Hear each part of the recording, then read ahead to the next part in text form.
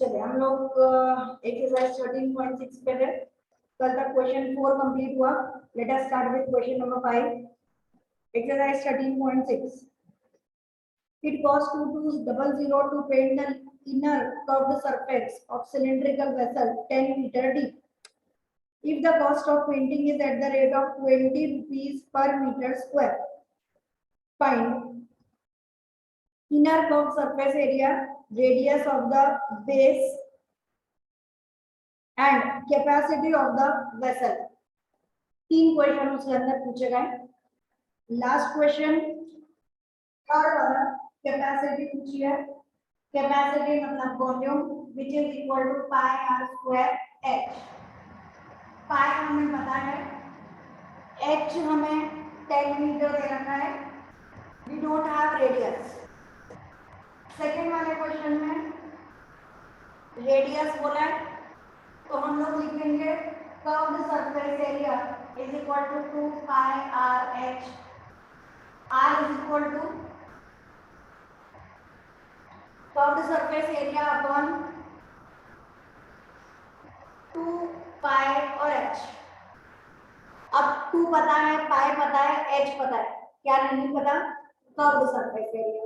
तो उसके लिए अपने को चाहिए कर्व्ड सरफेस एरिया। क्या कर्व्ड सरफेस एरिया का फॉर्मूला तो होता है 2 pi r h?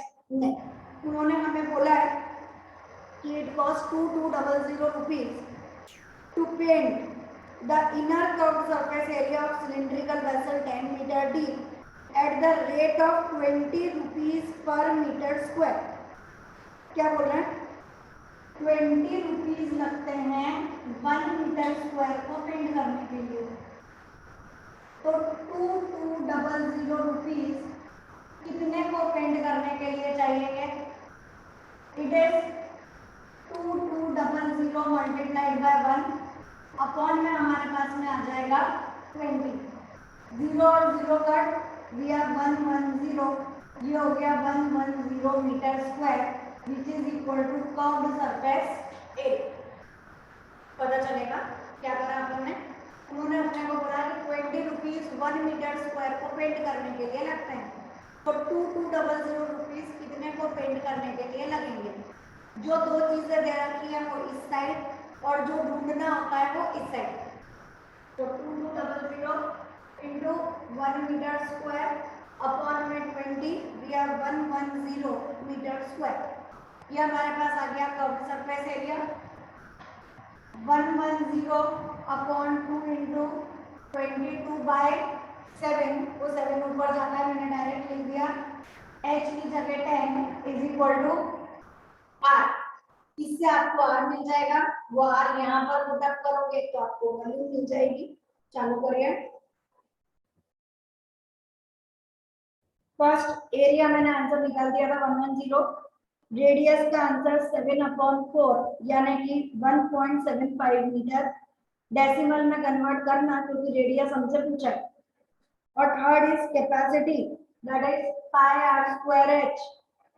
उसमें आप लोग कर सकते हैं कि 22/7 इंटू 7/4 इंटू 7/4। 1.75 जब आपने कट करा उससे पहले वो 7/4 था, तो 7/4 लिख दो, आपको यहाँ इजीली कट हो जाएगा। इट इज 11 7 का 77, 770 अपॉन 8, 8 9 का 72 और सब करके फाइनल आंसर आपका आएगा 96.25 मीटर क्यूब। जिसका भी आंसर नहीं आया है it is 96.25 metre cube. Check कर लीजिए, मैंने बता ही दिया बेटा। 8 9 का 72, उसके बाद में 87 बचेगा और 72, 5 बचेगा 57, 8 7। ठीक है, देख लेना अपने हिसाब से। आंसर 96.25। आगे चलते हैं। The capacity of low cylindrical vessel of height 1 metre is 15.4 litre. Volume दे रखी है 15.4 लीटर। जो दिया है वो लिखा करो। कैसे पता चलेगा? कि फॉर्मूला कौन सा लगाना है, तो वॉल्यूम ऑफ सिलेंडर 15.4 लीटर। अब लीटर में है तो यहीं के यहीं इसको मीटर क्यूब में कन्वर्ट करने के लिए क्या करना पड़ेगा, डिवाइड बाय 1000। डिवाइड करना मत, खाली लिख लो डिवाइड बाय 1000 और आगे लिख दो मीटर क्यूब। डेसिमल मत लगाओ, अभी इतना सफिशिएंट है। ठीक, अब how many square metre of metal sheet would be needed to make it. इसको बनाने के लिए कितनी शीट हमें लगी। अब कितनी शीट लगी, एरिया ढूंढने के लिए फॉर्मूला क्या लगाएंगे, total surface area of cylinder 2 pi r into r plus H. उसके लिए मुझे r की वैल्यू चाहिए। अब r की वैल्यू कैसे निकालें, हम उस पर काम कर रहे हैं। इतना समझ में आया, क्या ढूंढना है अपने को, पूरा बनाने के लिए कितना बोर्ड लगा, तो it is 2 pi r into r plus h। 2 पता है, पाई पता है, r नहीं पता, h वापस हमें पता है, इट इज इक्वल टू 1। अब उन्होंने हमें दिया है volume is equal to 15.4 litre, यानी 15.4 अपॉन 1000 मीटर क्यूब। अब वॉल्यूम इज इक्वल टू बोलो pi r square h। Pi r square h को सॉल्व करने के लिए 15.4 अपॉन 1000, ये पाई नीचे आ जाएगा 22 बाय 7, h नीचे आ जाएगा दैट इज 1। यहाँ पर बचा हमारे पास r स्क्वायर, डेसिमल हटाइए, एक जीरो और नीचे आ जाएगा। इसको 2 1 जा 2, 2 1 जा 2, 2 7 जा 14, 2 7 जा 14। ठीक, उसके बाद 11 7 जा 77, दो बार 7 आ रहा है, ये r स्क्वायर है, स्क्वायर हटाओगे यहाँ पे लग जाएगा अंडर रूट, तो दो बार 7 में से एक 7 बाहर आ जाएगा, नीचे 1 2 3 4 जीरोस है, अंडर रूट करने पर कितने जीरोस बाहर आएंगे, दो जीरोस। तो r की वैल्यू हमारे पास में आ गई, r is equal to 7 upon 100 metre या 0.07 मीटर, जैसा आपको लिखना। अब r की जगह मैं यहाँ लिख दूँ 7 अपॉन 100, यहाँ पर भी लिख दूँ 7 अपॉन 100। अब ये समझ में आ रहा है कि यहाँ 7 अपॉन 100 करने से बेटर है कि हम क्या ले लें 0.07। तो जैसा अपने को सूटेबल लगता है कैलकुलेशन के लिए वो चेंजेस हम खुद कर लेंगे। ये वाला 7 और ये कट हो गया, it is 2 into 22 upon 100 multiplied by 1.07, decimal हटाया, नीचे और दो जीरोस लग जाएंगे, कैलकुलेशन कर लीजिए और मेरा आंसर आपका आ जाएगा। चलिए, फाइनल आंसर इज 0.4708 यूनिट है मीटर स्क्वायर। एरिया ढूंढा है हमने, वॉल्यूम नहीं ढूंढी है, इट इज मीटर स्क्वायर। अब नेक्स्ट क्वेश्चन, वापिस हमेशा हर एक्सरसाइज में एक क्वेश्चन थोड़ा अलग हट के आ रहा है, ये वही वाला क्वेश्चन है। इसके बाद वाला जनरल है, वॉल्यूम ढूंढनी है। इस वाले क्वेश्चन में हमें दिया है कि a lead pencil consist of cylinder of wood with a solid cylinder of graphite filled in the interior। Pencil है, पेंसिल काय से बनी हुई है, तो डेफिनेटली हमारे पास एक वुड है, वो जो वुड है it is in the shape of a cylinder. अभी अपन शार्प करा हुआ पार्ट मत देखो, है ना, शार्प करे हुए पार्ट में कंफ्यूजन हो जाता है। ये पार्ट एक जैसा नजर आ रहा है, ये मैंने छुपा दिया नीचे वाला। ठीक, अब ये पेंसिल जो है ये बाहर से वुड की बनी हुई है और अंदर इसके क्या भर रखा है, डेफिनेटली ग्रेफाइट, जिससे अपन लिखते हैं वो हमारा ग्रेफाइट। ठीक, अब उन्होंने बोला कि the diameter of the pencil is 7 millimetre and diameter of the graphite is 1 millimetre.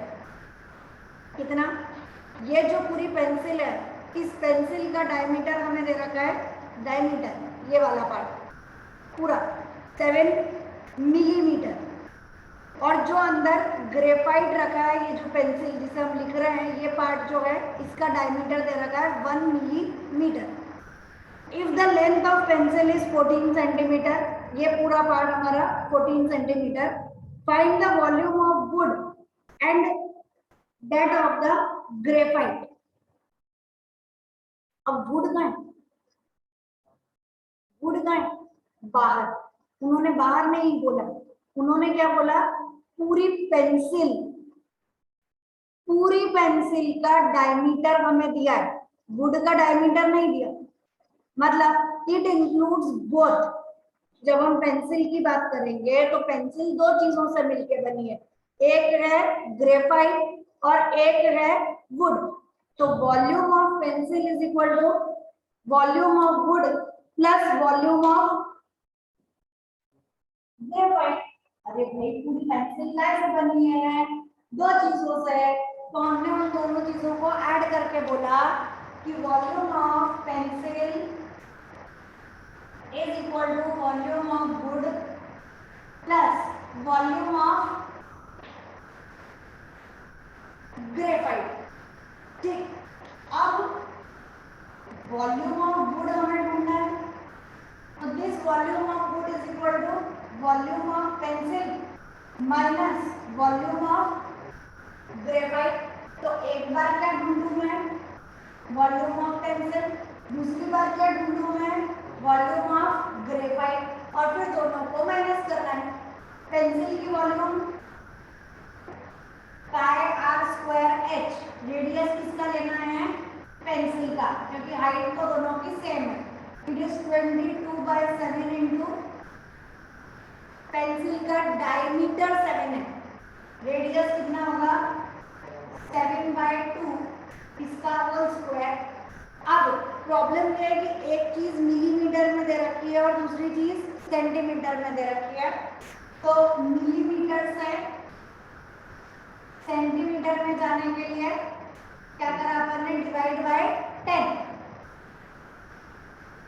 का होल स्क्वायर, और हाइट हमें दे रखी है 14 सेंटीमीटर। ऐसे ही volume of graphite is equal to pi are square of graphite और h, it is 22/7 into graphite की volume, sorry graphite वाले का रेडियस, डायमीटर 1 है, तो इट इज 1/2। ये मिलीमीटर में आया, सेंटीमीटर में करने के लिए 10 का स्क्वायर, और हाइट अभी भी 14। इसको अलग ढूंढिए, इसको अलग ढूंढिए, फिर दोनों को माइनस करिए। देखिए मैं नॉर्मली ये चाहती हूँ कि हम लोग कैलकुलेशन कम करें। अगर मुझे ग्रेफाइट का नहीं ढूंढना होता तो मैं आपको बोलती कि डायरेक्ट लिख दो pi are square h minus pi are square h, pi h common निकाल दो, आर पी का स्क्वायर माइनस आर जी का स्क्वायर निकाल दो। लेकिन यहाँ प्रॉब्लम यह है कि हमें ग्रेफाइट भी ढूंढना है और वुड भी ढूंढना है, तो ग्रेफाइट तो ढूंढना ही है, तो इट इज बेटर कि फिर पेंसिल भी ढूंढ लें और उसके बाद दोनों को माइनस करें। इसलिए मैंने आपको बोला अलग अलग ढूंढिए, अदरवाइज हम डायरेक्ट पुट अप करके कॉमन निकालते हैं। चलिए